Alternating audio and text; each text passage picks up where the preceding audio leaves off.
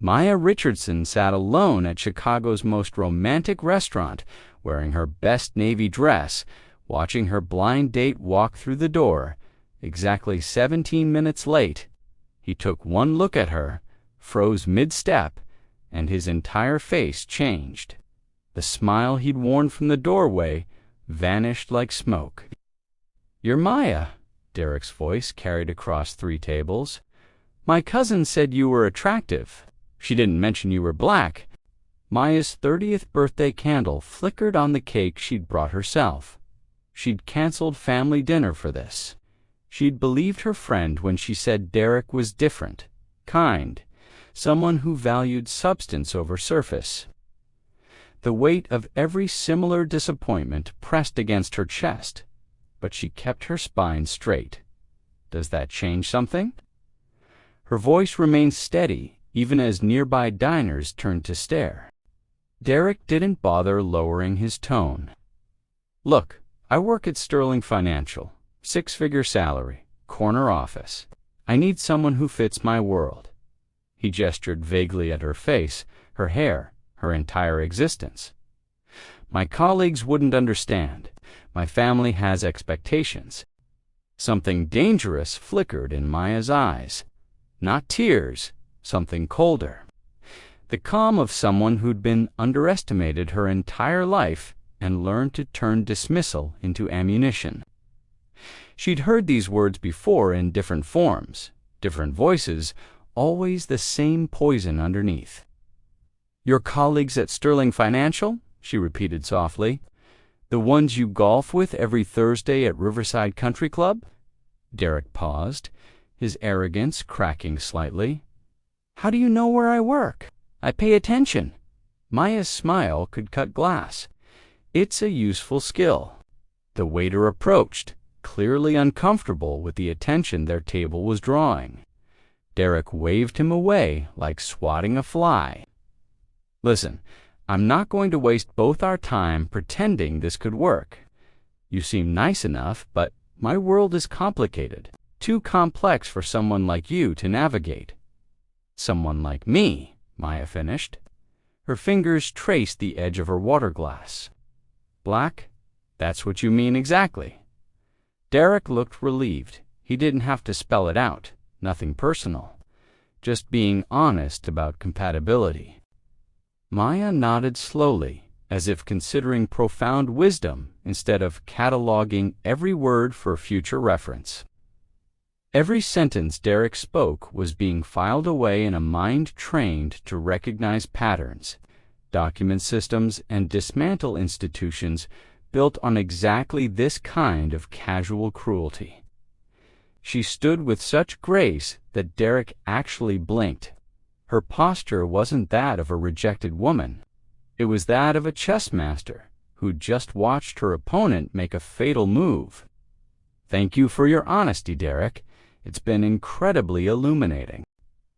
As Derek walked away, already pulling out his phone to laugh about another disaster date, a small girl with wild curls approached Maya's table. The child couldn't have been more than 5, wearing a yellow dress covered in dinosaurs. Her brown eyes shone with the fearless curiosity only children possess. "Why did that man make you sad?" The little girl tilted her head. "Are you crying?" Maya looked down and smiled, this time genuinely. "No, sweetheart, I'm not sad. I'm planning." "Planning what?" The child stepped closer, utterly unafraid. "Justice," Maya said softly. "I'm planning justice." A man rushed over, clearly the girl's father, apology already forming on his lips. "I'm so sorry, Zara. You can't just walk up to strangers." He was handsome, embarrassed, wearing a wedding ring that caught the light. "Come on, baby girl. Leave the nice lady alone." But Zara didn't move. She studied Maya with an intensity that seemed impossible for someone so young. "You look like my favorite teacher, Miss Johnson. She protects us from the mean kids." Zara paused, making some internal decision. Can you be my new mom? My real mom lives with the angels now." The father's face crumpled. "Zara, honey, you can't ask people that." He looked at Maya with exhausted eyes. "I'm sorry. We lost her mother 8 months ago. She asks everyone she connects with, don't apologize." Maya crouched to Zara's eye level, her own grief recognizing the child's loss. "I'm honored you thought of me. That's the nicest thing anyone said to me all night." As they walked away, Zara waving over her shoulder, Maya pulled out her phone. Derek had already posted on Instagram. The photo showed her empty chair with a caption that made her blood sing with cold fury. "When your cousin sets you up with diversity but forgets to warn you, dodged a bullet. #standards, #quality matters." The comments underneath were a cesspool. His colleagues at Sterling Financial laughed like digital hyenas. "Bro, you always escape these quota hires. This is why I only date blondes from the club." Each comment was another piece of evidence, another rope they were weaving for their own nooses. Maya felt no anger. She felt clarity. Perfect, crystalline, dangerous clarity. What Derek Morrison and his fraternity of bigots didn't know was that Maya Richardson wasn't just another rejected black woman. She held a doctorate in organizational psychology from Stanford. She'd spent 6 years documenting discrimination patterns in corporate America for a study that would expose 15 major Chicago firms. Sterling Financial was her primary target.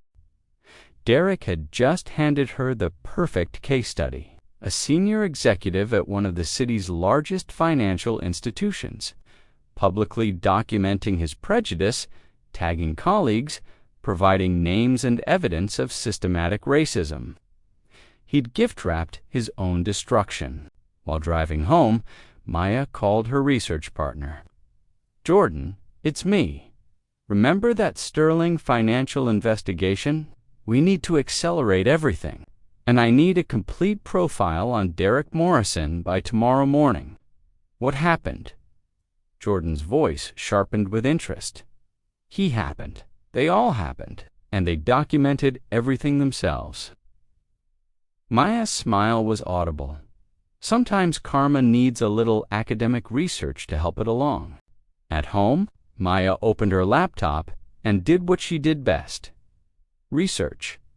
Derek's social media was a masterclass in privilege and prejudice.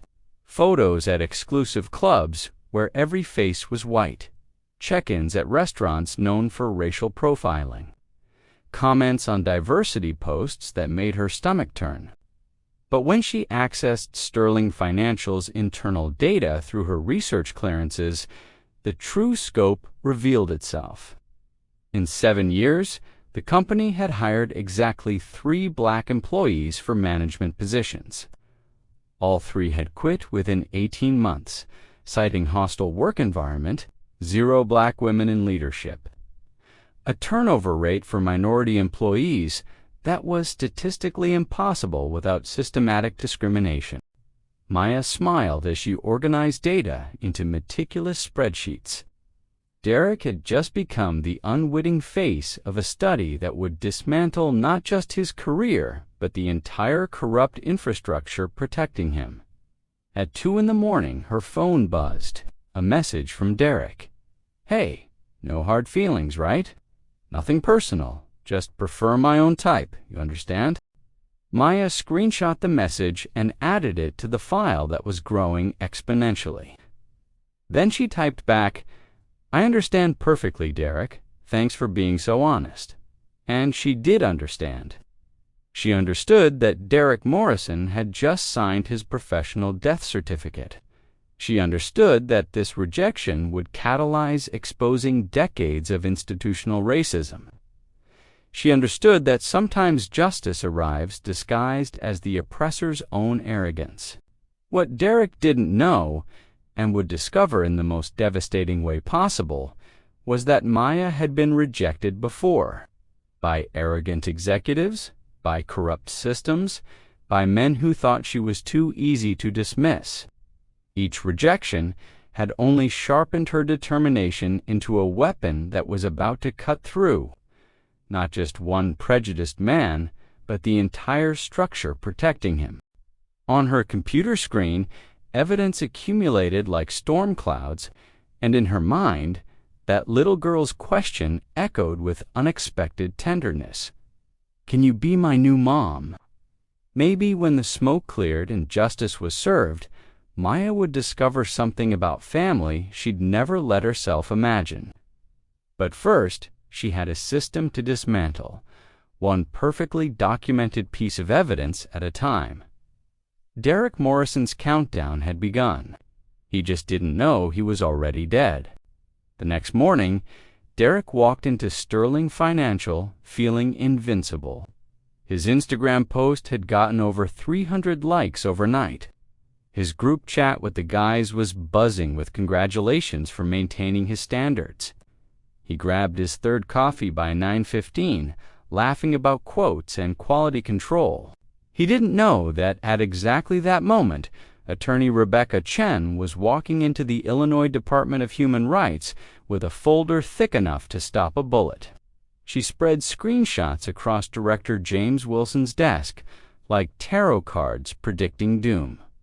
2 years of documented discrimination, Rebecca said, patterned behavior, RICO violations, and the defendants literally confessing on social media. "It's the most comprehensive case I've ever seen." Derek's phone buzzed. A text from Maya. "Hope you have a great day at work." He showed it to his colleague Brad, laughing. Still trying to get my attention. He couldn't see the storm breaking over his perfectly styled head. At 10:30, Dr. Margaret Chen from the Chicago Board of Trade was reviewing Sterling's trading licenses. At 11:15:03, journalists from the Tribune were fact-checking a story about systematic racism in financial services. At noon, the IRS was opening an investigation into Sterling's diversity hiring tax credits. The first crack came at 12:47, Derek Morrison. The woman at his desk wore a badge and carried authority like a weapon. "I'm Agent Rodriguez, Department of Human Rights. We need to discuss some allegations." The entire trading floor went silent. Conversations stopped mid-word. Heads turned like spectators at an execution. Derek's face flushed the color of old wine. "There's been some mistake." "No mistake." Agent Rodriguez's voice carried across the suddenly quiet office. "We have documented evidence of discriminatory hiring practices, conspiracy to deny equal employment, hostile work environment violations. You have the right to legal representation." Brad, who'd been laughing an hour earlier, slid his chair away from Derek like avoiding contagion. By 2:00, the Chicago Tribune article was live. Sterling Financial, inside the Old Boys Network, that systematically excluded minorities. The piece included screenshots of their private group chat, Derek's LinkedIn manifestos, testimonies from former employees who'd been documenting everything for months. Derek's phone exploded. His mother, "Derek, what is this article saying about you?" His ex-girlfriend, "Are you actually this racist?" His college roommate, "Bro, you're trending on Twitter and it's bad."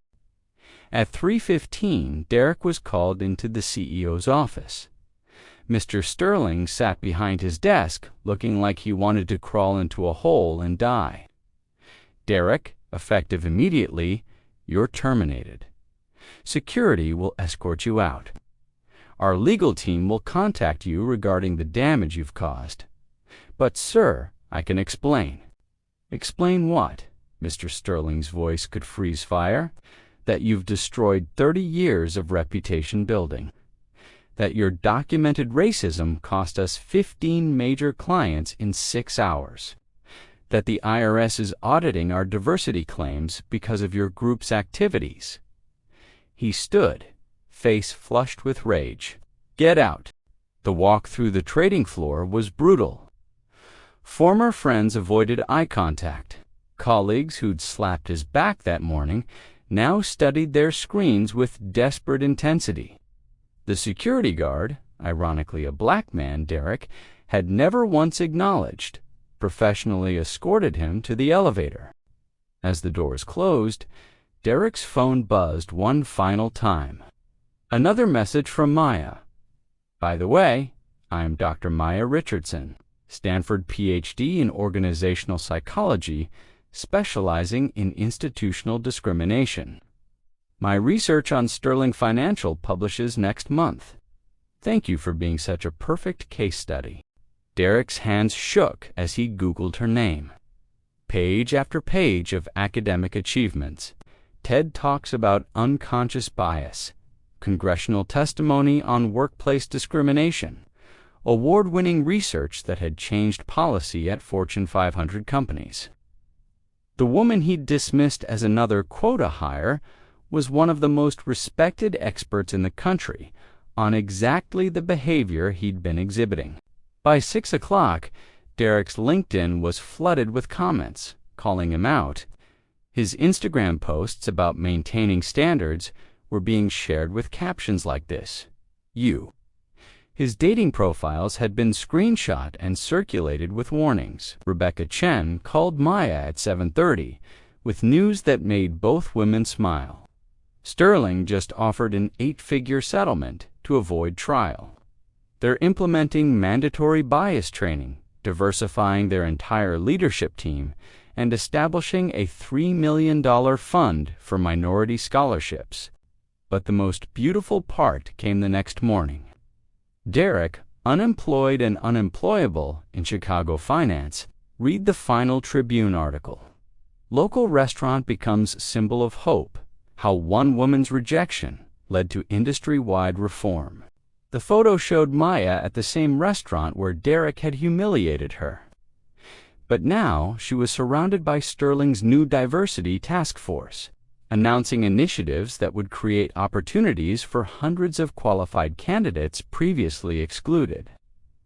And there in the background was little Zara holding her father's hand, both of them smiling at Maya like she was exactly the family they'd been searching for. What started as Derek's casual cruelty had become Maya's catalyst for systematic change. His own arrogance had provided every piece of evidence needed to destroy not just his career, but the entire culture of discrimination that protected him.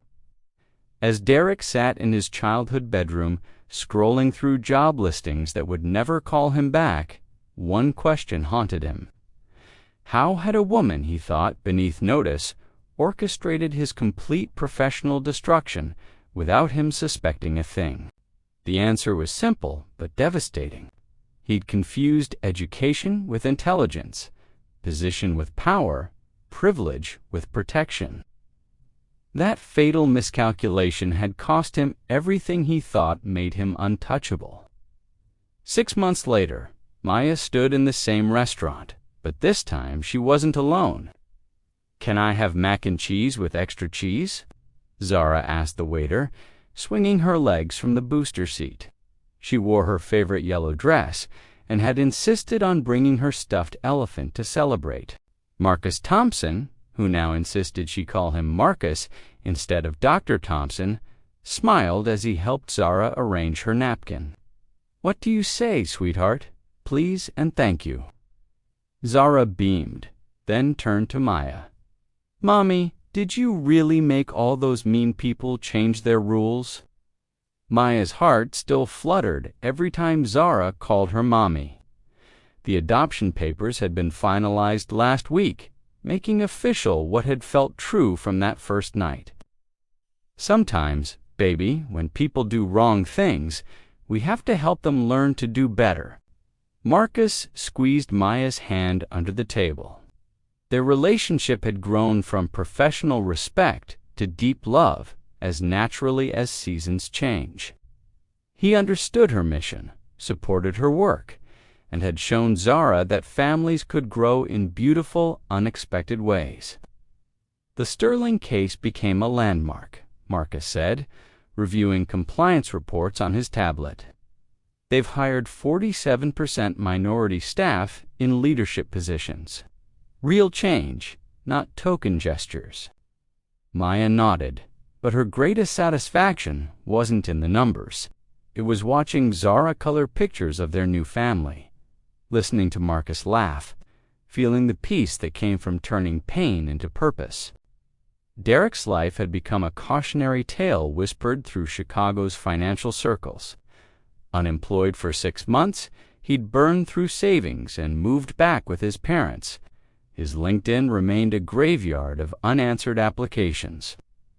Every Google search of his name led to articles about systematic discrimination and corporate accountability. Rebecca had called that morning with news that made Maya smile. 3 more companies want diversity audits. Derek's spectacular downfall is changing entire industries. But the most powerful change was sitting right here at this table. Zara had asked for a family, and somehow through rejection and revelation, through justice and healing, she'd found exactly that. "Daddy, tell Mommy about the surprise," Zara whispered loudly, bouncing in her seat. Marcus grinned. "Zara wants to know if you'd help her plant a garden behind our house. She says flowers grow better when families plant them together." Maya looked around the table at her chosen family. The brilliant psychologist who'd opened his heart again. The incredible little girl who saw love where adults saw complications. She felt overwhelming gratitude for the journey that brought them together. A year ago, she'd sat at a similar table, rejected and dismissed by a man who couldn't see her worth. Tonight, she was surrounded by people who chose her every single day. Derek Morrison had tried to diminish her value, but instead had catalyzed something beautiful. Systematic change, professional triumph, and most importantly, a family built on choice, respect, and love. The best revenge truly wasn't destroying your enemies.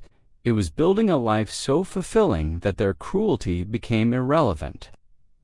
As Zara chatted about flower varieties and Marcus discussed weekend plans, Maya realized the universe sometimes responds to hatred by sending exactly the love you didn't know you needed. What started as one man's prejudice had become a woman's purpose, a family's foundation, and an industry's awakening. Sometimes the most painful rejections open doors to rooms you never knew existed. Rooms filled with love, justice, and family blooming in the most unexpected places. And the little girl who asked a stranger to be her mom, she'd found exactly what she was looking for. A mother who understood that fighting for justice and fighting for family were the same battle, fought with the same fierce, unbreakable love.